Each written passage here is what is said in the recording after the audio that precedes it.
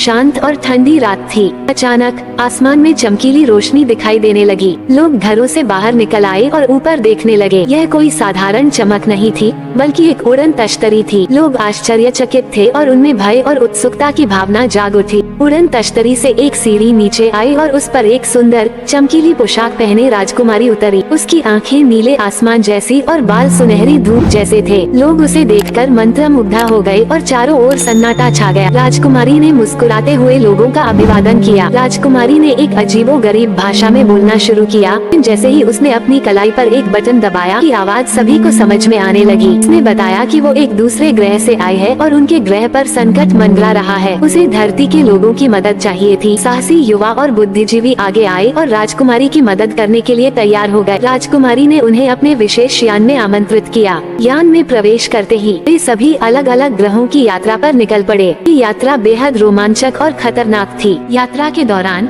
वे कई ग्रहों पर गए जहां उन्हें विभिन्न चुनौतियों का सामना करना पड़ा। एक ग्रह पर उन्हें भयानक राक्षसों से लड़ना पड़ा, तो दूसरे पर उन्हें कठिन पहेलियां सुलझानी पड़ी। हर चुनौती ने उनके साहस और विश्वास की परीक्षा ली, लेकिन उन्होंने हिम्मत नहीं हारी और एकजुट होकर हर समस्या का सामना किया। आखिरकार वे उस ग्रह पर पहुँचे जहां असली खतरा मंडरा रहा था।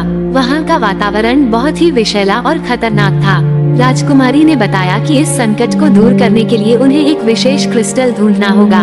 सभी ने मिलकर कठिनाइयों का सामना करते हुए उस क्रिस्टल को ढूंढ निकाला और ग्रह को बचा लिया।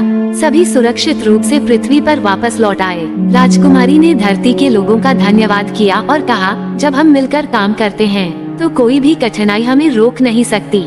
एकता और विश्वास सबसे बड़ा बल है। ये सुनकर सभी ने सहमति में सिर हिलाया और राजकुमारी को विदा किया।